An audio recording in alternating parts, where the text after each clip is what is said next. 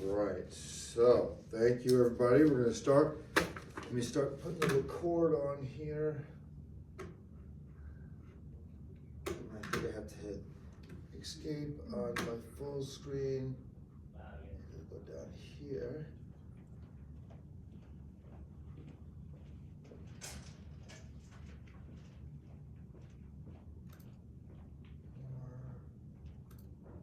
Oh my goodness. Recording in progress. Okay.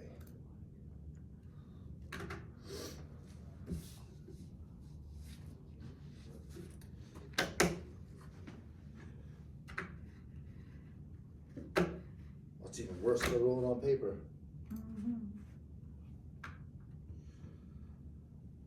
All right, Mr. Dominguez, how are you, sir? Thank you for joining us today. Good, how about you? Good, good.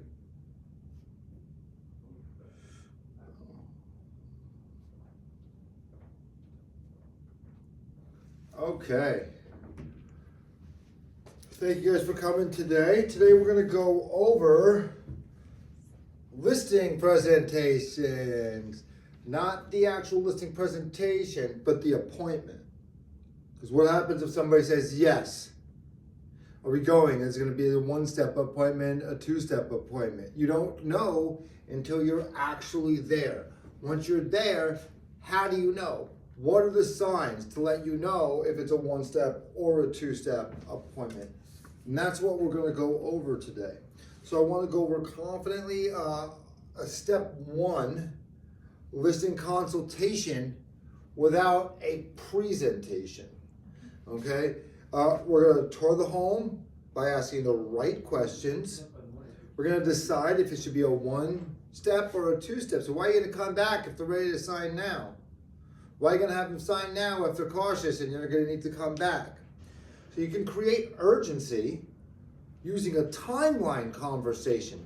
I use this all the time. It speeds up all my listings from 1 to 2 months earlier to we're signing now and we thought we're going to sign in like May, okay? And then the follow-up that's going to precede that afterwards. So step one, the seller's got decisions, right? So they have some motivation, right? You got the readiness, right? There's a couple things we got that we're going to go over. So I have student workouts, Mike. I'll have that on hand for you when you get here. But I want you to be able to set the tone. All right, I want you to be able to create confidence fast. All right, today you're going to get a system that can run the momentum from someone saying we might sell. This is not a listing presentation class. It's what you do on the very first visit. Your goal is to lead confidently. Even if you're new with the brand, that does not matter. So I know the answer for this one. I was going to ask who's been on a listing appointment before today. Has anybody? No, and that's okay. So if somebody said yes to you today, would you be nervous going on a listing appointment? No? You'd be confident? I love it. All right. So why does it even matter, right? When I'm going to tell you to do something, we got to know why it matters. Urgency and relevancy. Right? Most agents lose listings before paperwork because they show up unprepared.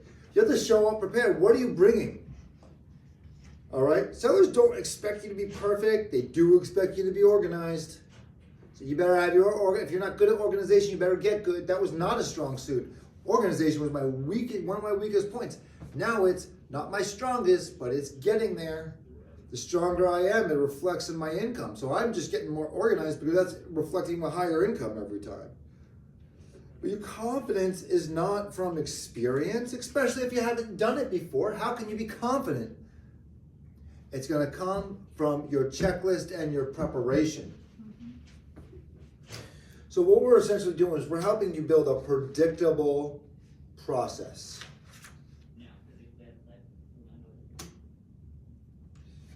All right, what really is step one? What is the consultation?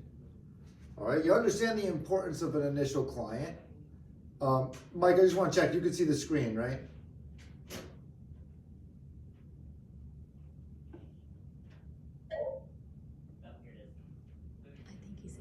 No? You can, yes or no? Yeah, I see it. Okay, good. Sorry, I didn't know what view we're getting. Sorry.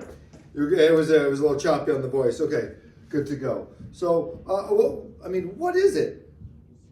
It's a consultation. It's not a sales pitch. You're not going in there saying, hey, let me sell your home. You are an investigator. You do not come in with preconceived notions. You're there to build rapport, gather the facts, help lay out a plan to set the next step for them. You can help them find out what those steps are, and they might have their whole timeline, and then you're going to help them get those steps on the proper timeline. So you're not going to be overwhelmed with presenting numbers, because CMAs is a whole nother class, and I don't even want to get into that. There's a whole other thing. Step one, if done right, will do two things: either get you the listing or earn you the right for step two. It's not a given.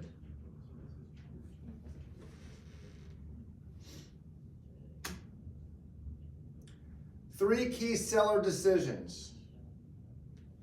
All right. I have that on the handout. 3 decisions: motivation, assessing the readiness, and building trust. If they trust you and they're ready, but you don't understand their motivation, are they going to use you? No. If you understand their motivation, you can assess the readiness, but you haven't built trust, so they're going to use you? No. You need all 3 in order to play, okay? Every seller needs to decide these things. If you're missing any one of them, it becomes a step 2 appointment. If you can get all 3 of these successfully on step 1, you're listing immediately, you know when you're listing. If not, you're going to have to come back, be organized, do your homework, come back, and then find out what that is on step 2 to seal that deal. All right, so let's go over motivation. What questions can we ask for motivation? Now, I don't want to use why questions, right? So what makes you move? What makes you want to move? What makes you want to decide, what makes you want to move in spring? What makes you want to move in the winter? Oh my God, what happens if it doesn't happen? Readiness. Emotionally and logistically, are they ready? I want to be out of here in 60 days. Okay, well, it looks like I just walked into a hoarder's house. I have to walk, so I'm not a big guy, but I have to walk sideways in between the hallway. There's 30 years of accumulated stuff in a 3,000 square foot house. Yeah, that's not happening, okay? Logistically, it's not happening. Emotionally, what if it's an estate sale? Somebody passed. Emotionally, are they ready to sell? I know someone who had their family members passed years ago, still not ready to sell it. Probably won't be for a while. Because she had a family member pass away in the house. She doesn't live there. She goes there once every other week just to check on it. But for her, it's worth just paying the taxes to go. So she's not ready. So I just stay in contact for other reasons, right? To just see how she's doing. Because the husband passed too. So now, whether they trust, first of all, after you know if they're emotionally and logistically ready, decision makers, are they aligned? Both the decision makers.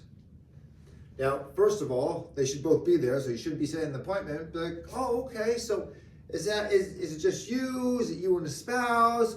Well, me and a spouse. Oh, okay, awesome. Well, you know what? Are you both gonna be there? No, it's just me. Oh, okay, you know what, to be honest, I might prefer it because you might ask a question that might spur a question in them. They might ask me a question that might spur another question from you.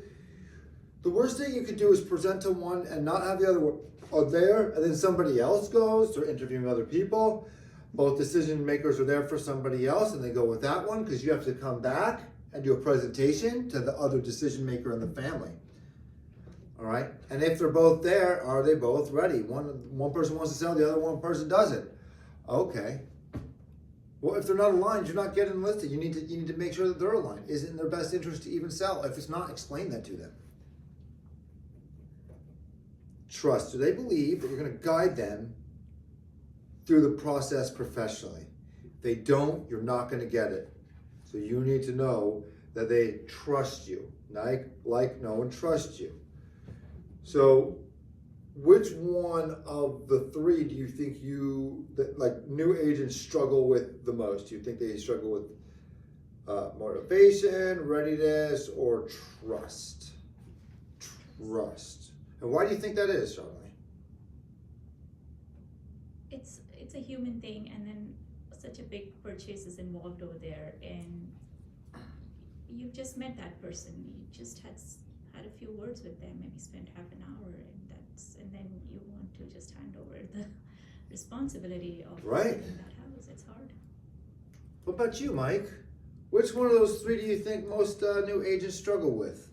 The most? Motivation, readiness, or trust?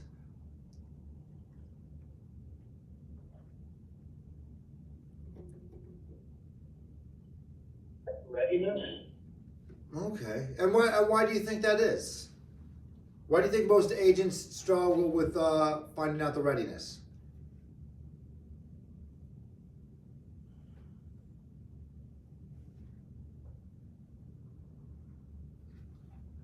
Maybe is it because we're not asking the right questions? Finding out why are they moving? Right? What are they moving from? Why are they moving away from there? House is too big. House is too small. Bills are too much to handle. What are they moving to? Why are they moving to there? What happens if it doesn't happen on that deadline? Why is that the deadline? Oh, we want to be there by June. Oh, why do you want to be there by June? Oh, it would just be nice. Well, that's really okay. Well, we want to do it by June because we want to have that before the kids so we can make the move over the summer. And then the kids, I want to be able to have the kids play with their new neighbors before we go into that new school. Okay, well, that's a timeline. That's a readiness thing. Now we know their motivation. So if we're up against the home and they're like bidding, and we're like, well, you need to go up another $5,000 so we can get it. And like, oh, well, I don't know. And it's like, okay, well, we haven't found anything else that you like. Is it worth $5,000 being in and having you in by that timeline? If it doesn't, is that worth you? Is that extra $5,000 worth you not getting this home and then possibly not being in? Your kids not having that time to transition with the neighbors over the summer. You being able to go into the house. Are you okay with that? If you're okay, then maybe we just don't go up that number. So you need to find the readiness, okay, of why they're coming up. Step one versus step two, right? So step two does not mean you failed. On the contrary, if you get a step two, that's a good thing. They like you enough to invite you back, right? It means you're running a professional process. Everyone that I bring, and I say I'm going to do a two-step appointment, do I bring the contracts on step one? Every time. People are like, oh yeah, well, we won't even sign anything when I come. I'm just coming to preview the home, see the value, give you some tips. We'll go over the timeline of what it's going to take to get it ready, put it on the market, find buyers, market it, sell it, do open houses, go through the wholesale process, and then close. All right, I just want to discuss the process. Then after that, if you've done a good, like, well, okay, well, what's the next step in moving forward? We're like, well, essentially just signing papers, but you didn't want to do that. Oh, I think we're ready. Well, I do have some with me just in case, boom, and then clap. I don't want to go out and then have to send out something to be electronically signed. No, I'll go sign it right then, boom, I'll get it done. Then upload it into your command afterwards, right? Get that appointment. Don't let anybody else take that over. All right? But you got to build rapport. Remember when I said it's a relationship business? That's what it is. The more relationships, the better you are at getting to those relationships. The conversation. Your conversational skills are number one. The better you speak, the less ums and ahs and likes and are we biting our nails or fidgeting with our hands, or do we just have our hands in our pocket the entire time and shoulders like this? Are we shrunken into our body, or do we have our shoulders back, head held high, listening to what they say? We ask and we listen twice as much, right? But we're actively listening because everything they say we want to repeat back. Oh my God, you want to move in a bigger home? So what made you outgrow this home? How long have you been here? Oh my God. So what's your favorite memory of this place? Oh, okay. So where are you making the move to? Well, okay, so how much extra space are you looking at? If you said you want a bigger space, I mean, well, how much more extra room are you looking for? You're at 1,500 square feet now. Do you want 500, around something 2,000? Do you want to double? What's important to you in the next home, right? Is it going to be your forever home or a 5 to 10 year home for you? Right? Ask them questions, and when they answer, ask them questions about what they answered. What's that doing? Trust, trust, trust, trust, trust, trust.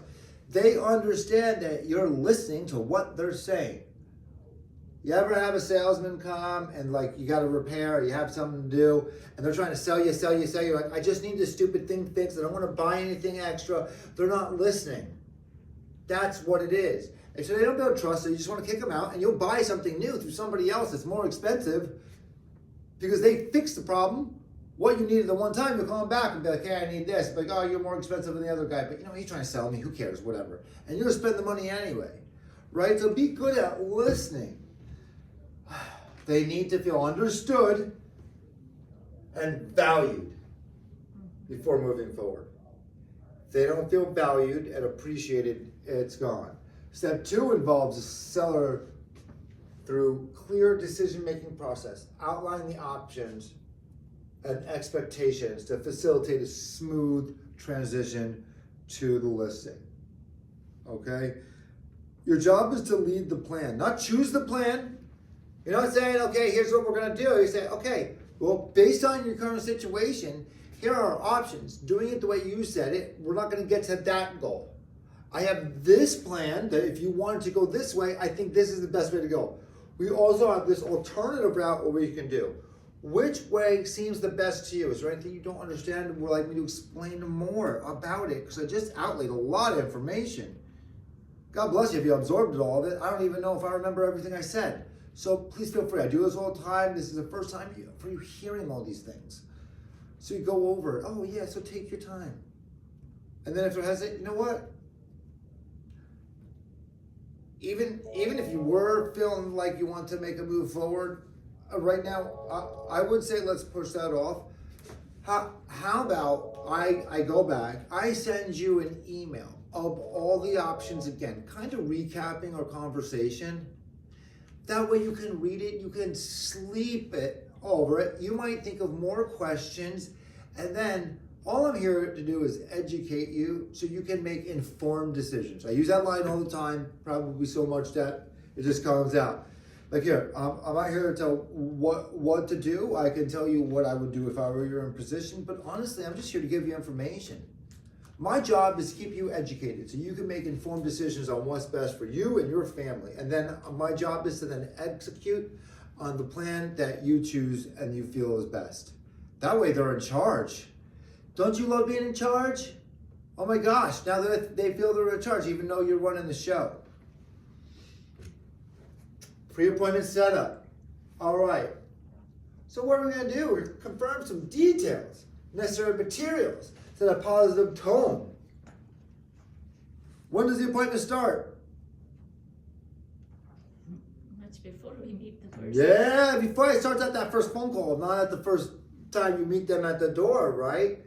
You got to confirm both decision makers going to be there. You're going to set yourself up for, oh, we'll think about it. Or if one spouse isn't there, you're presenting it twice. Confirm it confidently. neutrally. Not like you're begging. You're not begging.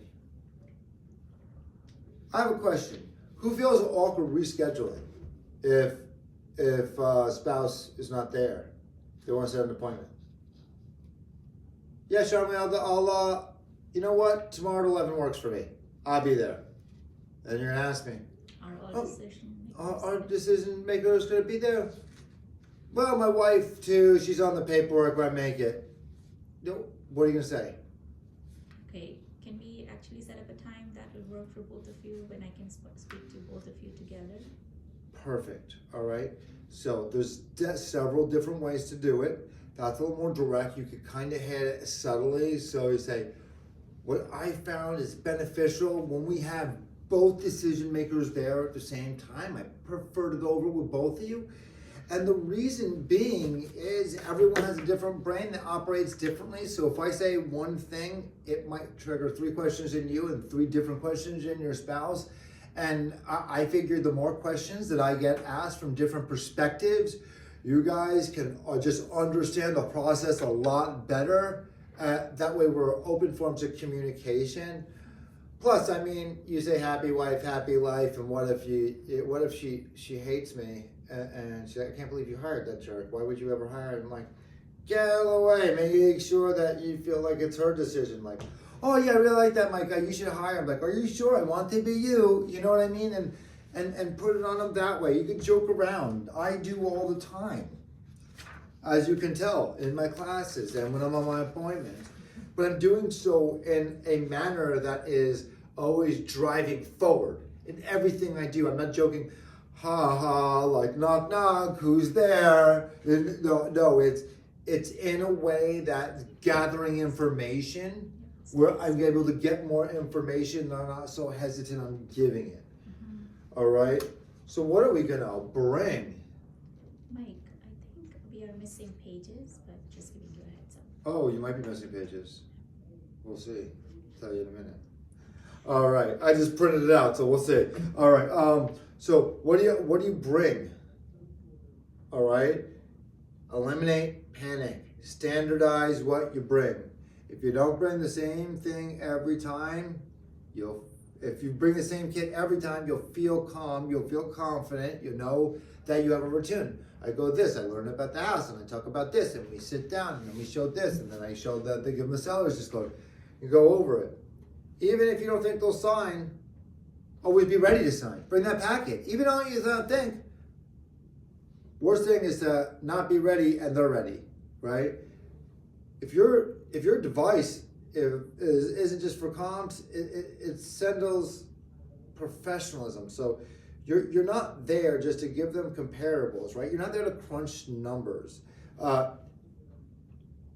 The less you scramble, the more they trust you. It's like, oh, let me get me in things. Says, oh, okay. First, I want to go over this folder. Next, I want to go over this. I have this for you as a homework. Okay.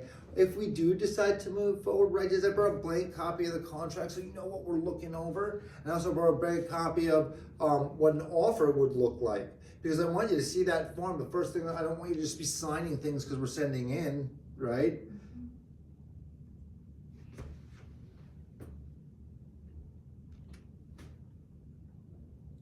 Opening script. What do we say? Initial greeting. Right? This is gonna position you as a consultant. I have a question. When you hear the word consultant, what does that mean? What feelings? What kind of salary does that evoke when you hear a consultant? Definitely a very respected person with a lot Yeah. Oh, I have to set an appointment to consult. So it's a peak above advisor. Correct. Or advice giver, right? Absolutely. You're setting expectations, not just asking for permission. You're setting up the expectations. This is what we do. This. Oh, okay, all right. And you're making it feel structured. All right. Be calm. If you are calm, it will show and reflect your importance. All right. So what we're going to do is we're going to practice. We're going to create some opening lines. confirming decision makers, all right? It's the best retention rate.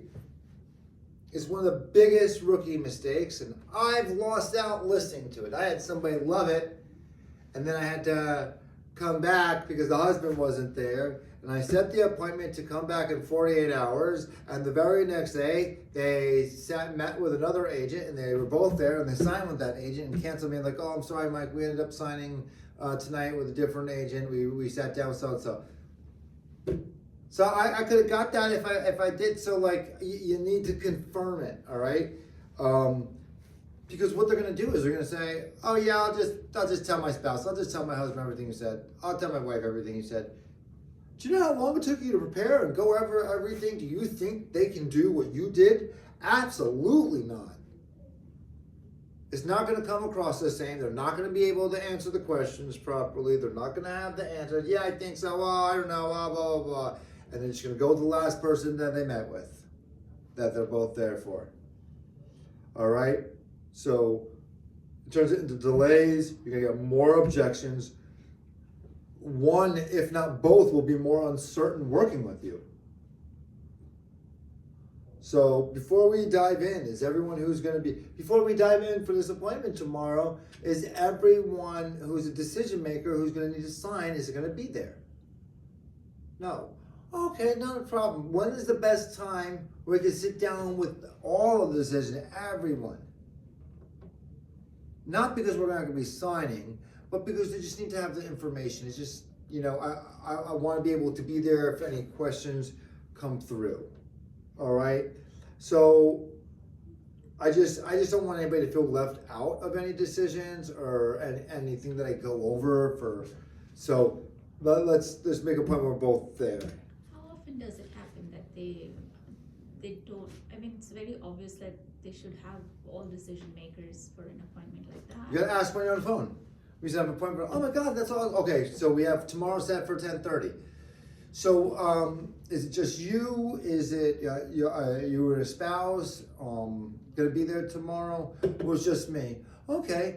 Is it just you only? Are you the only decision maker? Are you the only person on paperwork to be signing, or would it be your spouse as well? Well, them too. Okay. You know what? Let's.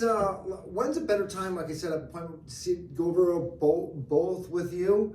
I mean, because I can respect your time, and time is money, so I prefer to just go over both with you. I could probably spend a little more time with the both of you, and that way we can answer all the questions instead of going back and forth, and maybe things might get lost through translation, like that. So you want to set it, if done properly, you'll never meet with just one. You always meet with all decision makers. You set it properly while you're on the phone. Okay?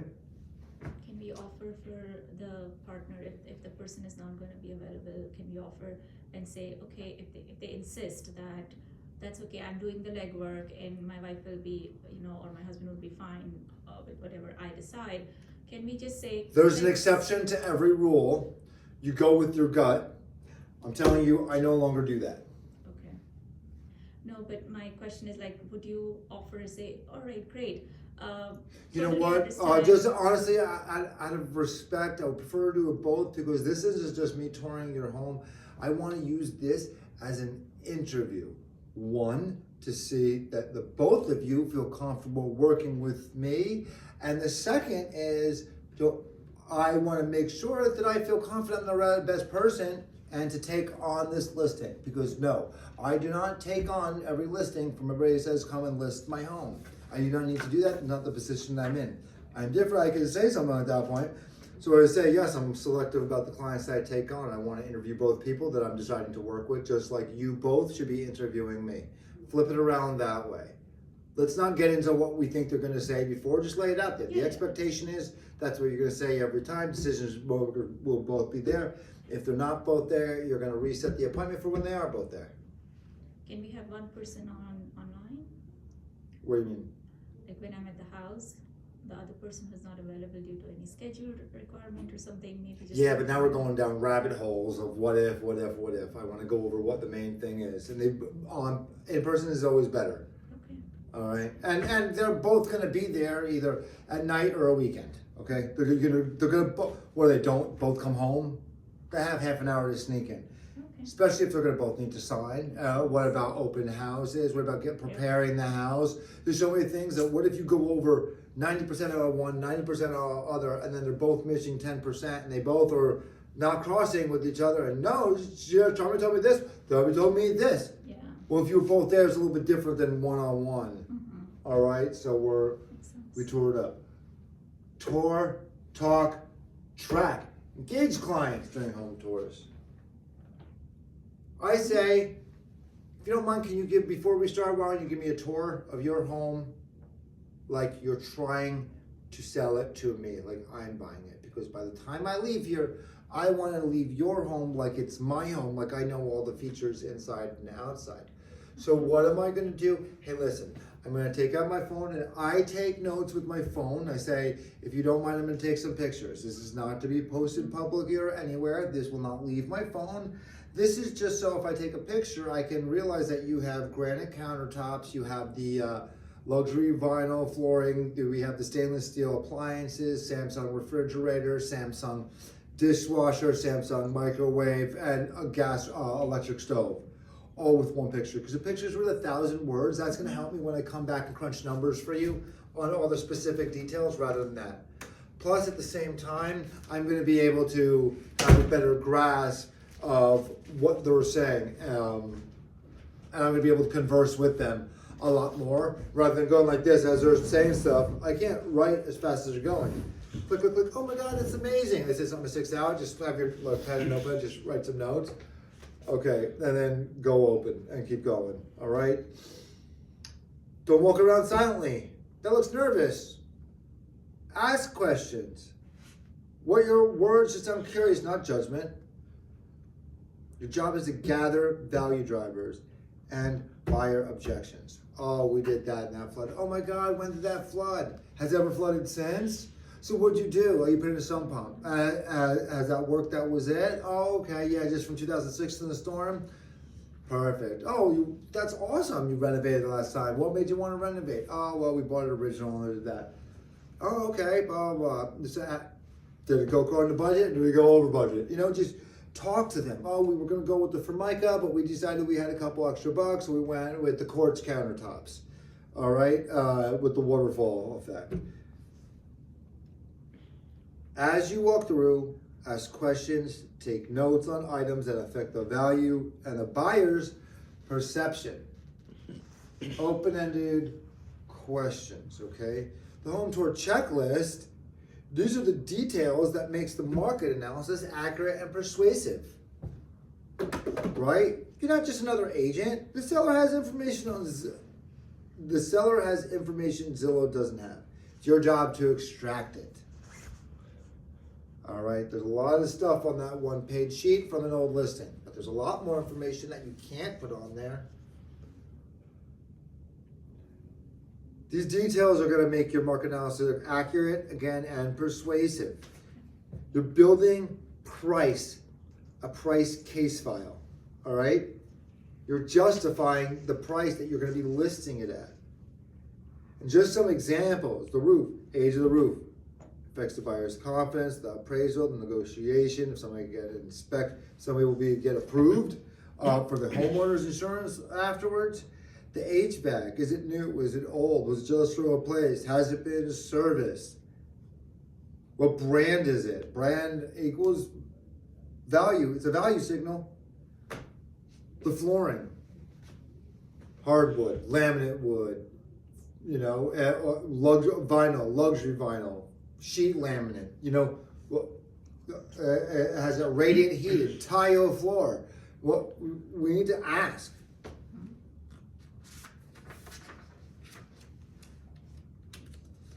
All right, seller motivation questions. This uncovers the seller's motivation. All right, motivation is their fuel to get out. If you find the right reason, you control the timeline and the urgency.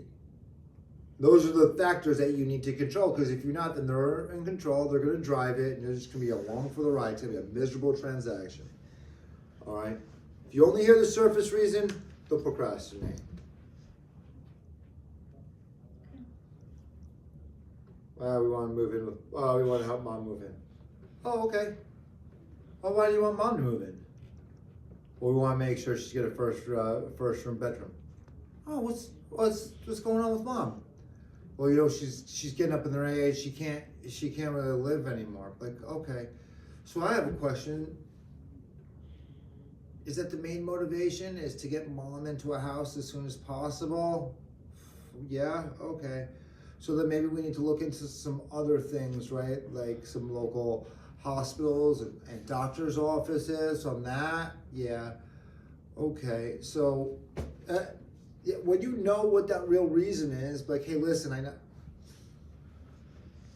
know you said that things going on with mom, and you know, I found this home that might work, and you can it'll crazy help you. All right. So why now reveals the urgency? What happens if you don't reveals consequences? What would make this a win? It defines a success, right? What would make this a win for you? I would need to get 10K more from my house, and I need to get 20K off of that. Okay, see if we can do it. You know, a win. What are you hoping to avoid? Well, if we don't sell our house and we can't get mom to live with us, and then I have $10,000 a month in nursing home bills that I'd rather have them here with. Okay. So let's say we found it and we couldn't get that $30,000 gap to close, but that saves you 3 months of nursing home. Would that still make sense if you found that situation? Well, yeah, for the right home, it might. Okay, so now you found the urgency, you found the timeline, you defined what a success is, right? So you avoided that urgency. You touched it, so you can say, okay, that's not going to be a problem anymore. You defined the success. You avoided the consequences, and you took away their fear. What fears are they trying to avoid? $10,000 of bills, not being able to be there, spending more time with family members as long as they're here. All right. So readiness.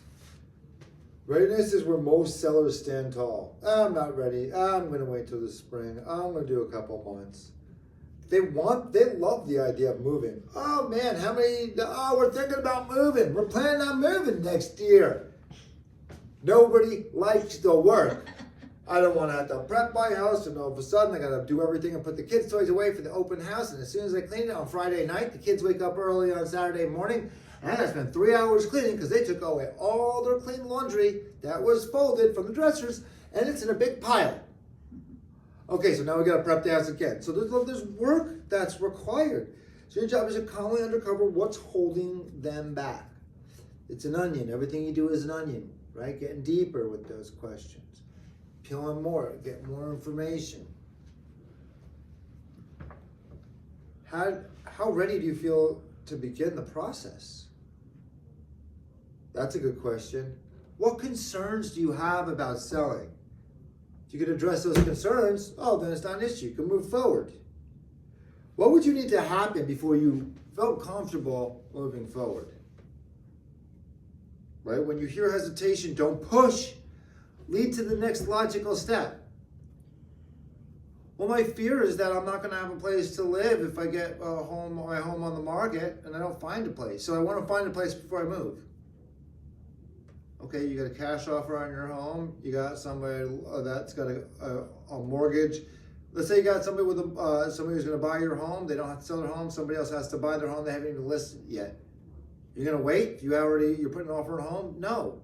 I could put a contingency that even if somebody makes an offer on your home and we don't find a good home for you, you're not obligated to sell your home. Does that sound like something that would be advantageous? So you don't have to worry about then finding a buyer. Your only concern is finding the right home to buy. And if you don't, then you're not obligated to sell. You can do that? Absolutely. Oh, then I signed today. Okay. Boom. Lead to the next step. Trust signals. Recognizing body languages. Remember? Don't bite our nails to pick at our nails. Don't have our pocket, hands in. Don't have our shoulders, don't sink in our body. Speak confidently. Hands out. Right? They call it a preacher with a prayer position like this. I speak like this a lot. I could talk and I'll go like this is one hand, this the other hand, though, like this. But I keep them sort of in that center, which feels safe. It feels normal. You know, don't be picking pimples and picking boogies, you know, like it's like the 3-year-old nephew, and you know, how does that look? So you gotta think, cool, calm, collected. How if you see someone who's cool, calm, collected, smooth, put together, what are they doing? How do they look? How are they dressed? What are they doing? What are they not doing? Are they fidgeting? Are they talking? Are they picking? Just wait. Okay. Trust is earned quickly if done right. Sellers can trust the calm process more than fancy language. I don't take real estate jargon and all this other crap. I don't talk about how many. I think only 2 times in my decade people will say, well, so how many homes have you sold? How many times? Most people, that's a fear that you're going to have in your head, that some people have in their head. Most people, they're not even going to ask you. So don't put that fear in your head, because it just doesn't happen. They say, how are you going to sell my home? They don't care about the stuff that you've done before. What are you going to do for me? Congratulations. I don't care if you sold $100,000 over ask on the other one last week. That doesn't mean you're going to do it for me. What are you going to do for me? How you gonna help me? How you gonna sell my house? How you gonna get me my position? How you gonna sell my home, get me into the next one, right? That's what matters. If you can clearly define that, they won't even need to dig back in. Trust isn't charisma, it's clarity and organization. This is what I'm gonna do. I have a process. This is how we're gonna outline it. Make eye contact. You don't have to stare at them. How creepy is that? Okay, Charmaine, here's what I'm gonna do for you, and you don't blink, and then they think like you're a robot alien, right? No. You can start, and then you can go, and you can talk about a couple things, and then you finish eye to eye. You start eye to eye, go around, casually get back, finish eye to eye.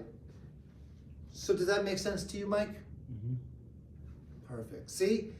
It's like we were engaged the whole time, even though I'm holding class with several different people. I can do that and then start, if you ask a question, talk, go around, be speaking to 50 people, finish with you. You thought I was talking to you the whole time. And everybody thinks I was talking to them the whole time because I kept the eye contact with everybody, right? It's just little tricks.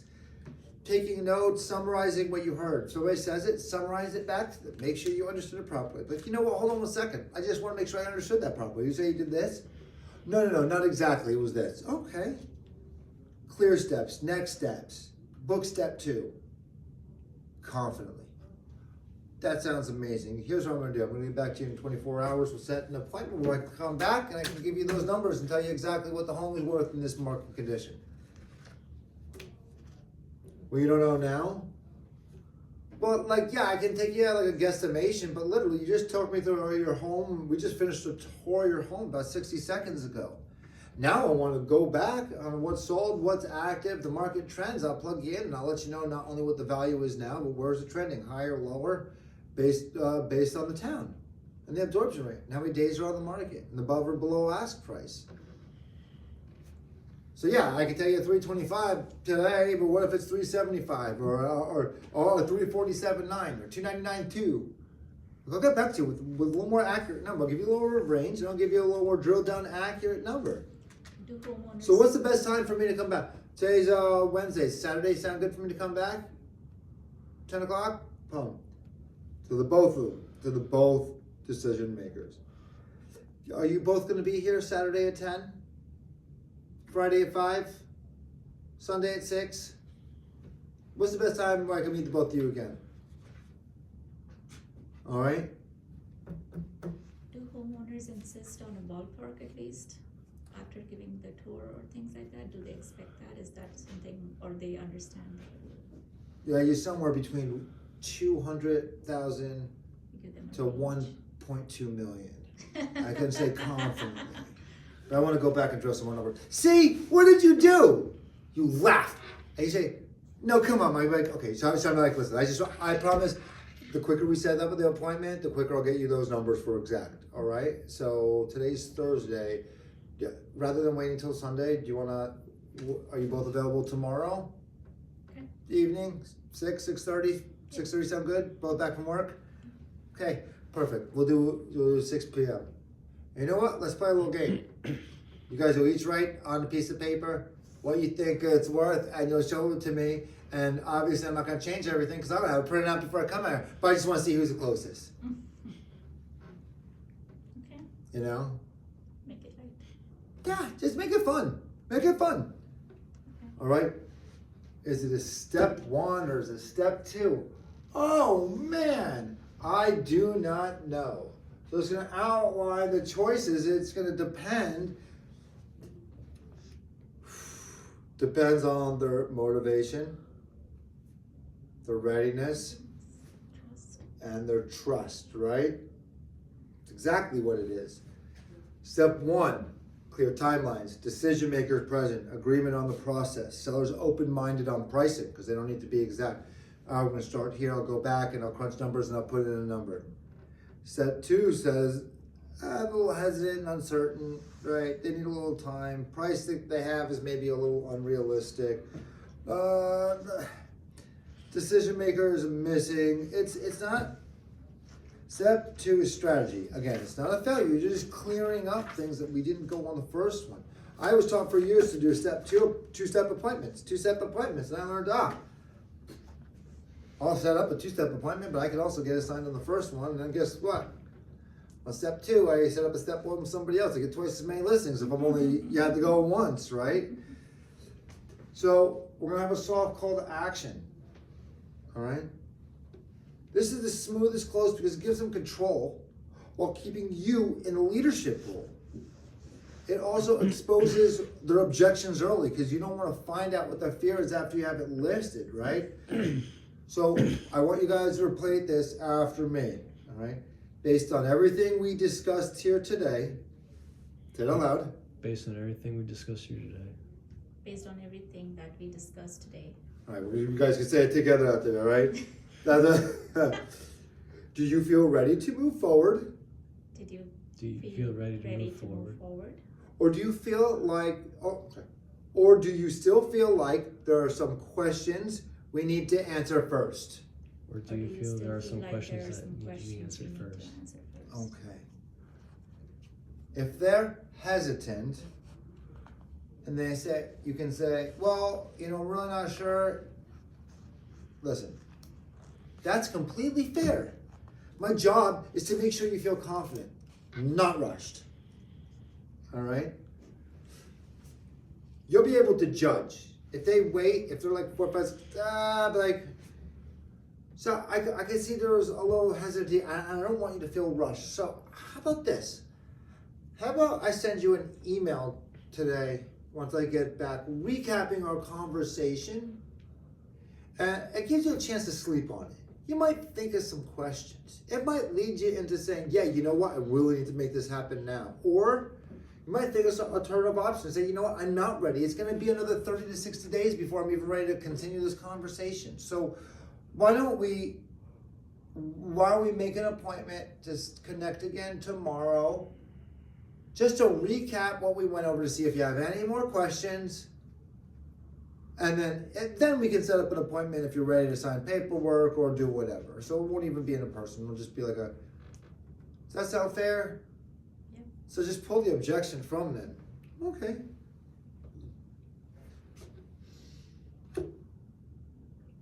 Timeline and urgency. Work backwards. Okay?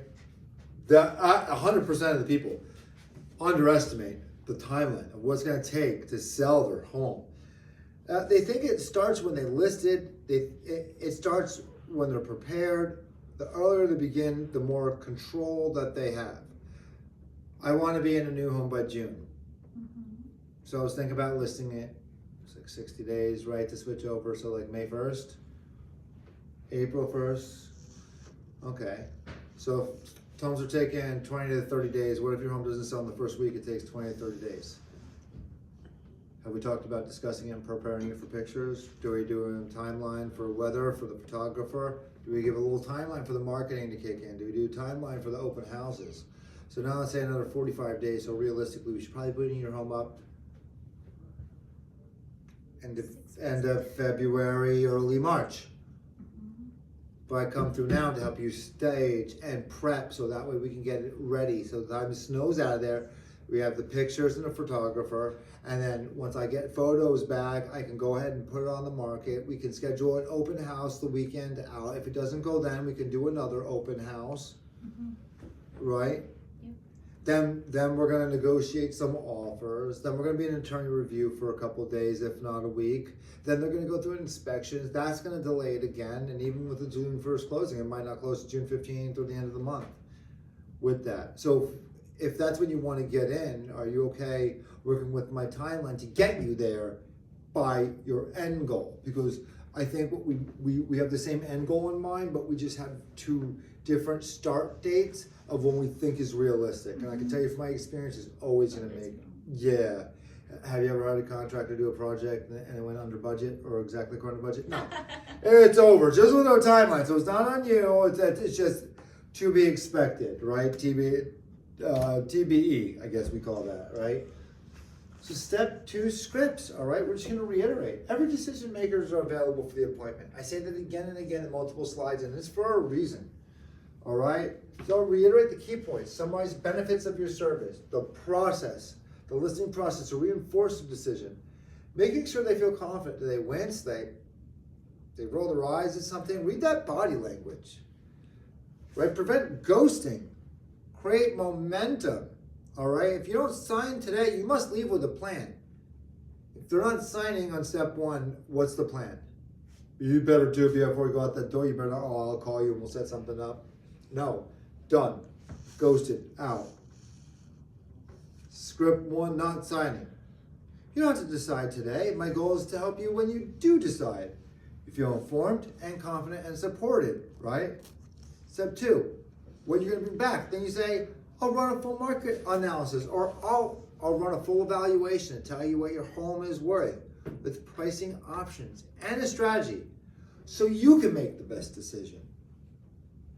All right, so 3, listen, markets, honestly, they don't announce when they make a shift. It just kind of happens. So waiting, usually from my experience, means reacting instead of positioning yourself advantageous for the market.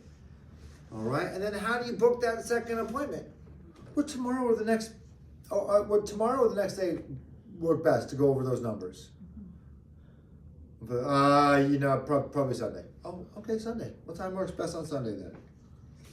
All right, but when are we going to do that? We're going to wait 3 weeks to get back to them? No. 24 hours.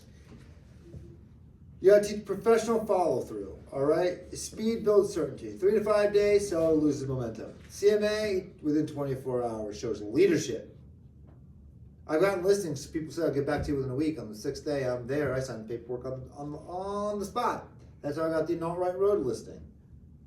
Same day recap with a text or email after the conversation. Step 2, schedule. You're going to bring on step 2, you bring comparables. You bring the listings, right, of the other agents. Explain how you got to that evaluation. This one went for more, but it has this, yours does not. This one went for less, but it's also outdated by 20 years. So that's why I feel like your home will go in there. All right, so you won't feel confident after hearing this once. Confidence comes from reps, real reps. So I'm going to give you some homework. It's designed to make your next seller appointment automatic. So what I want you to do is you're going to write some opening scripts. You're going to print a little tour worksheet. All right, and then you're going to, with ChatGPT, you're going to role play both scenarios, step 1 and step 2. So just remember, your next listing is coming from a conversation you're already having today. Whoa, what? Yes, your next listing is coming from a conversation you're already having today. Now, if you know exactly what to do when they say yes, you're in the game. So now that you know what to do, then we just gotta find somebody to get in front of there. Now we just gotta have somebody to say yes. All right. I don't know. I gotta go through the student handout. I might have printed out actually 2 different things. Step 1, step 2, 3. Yep. If they are ready to sign the contract on the first appointment and doesn't have to go on to the second, do you give them prompts and things like that? Or No, I mean, that day? no, what I'll do is, here's what I'm gonna do. Well, I've actually gone back and said, here's what we're gonna do, we'll just tidy up the price. Okay, it's not a necessity to put it in the listing agreement when I'm signing it. Yes, it Seller's agreement. actually should be, depends on your level. What I could do is,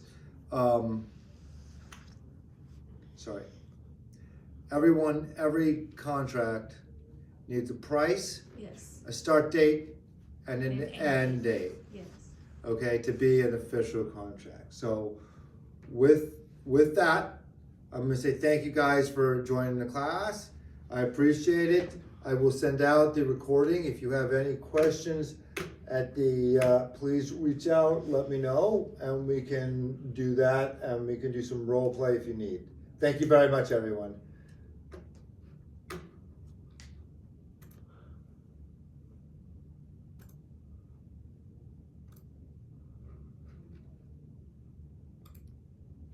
$90% of the listings I take, I don't put the price on there. I'll put the price on it there too afterward. Was it a handout?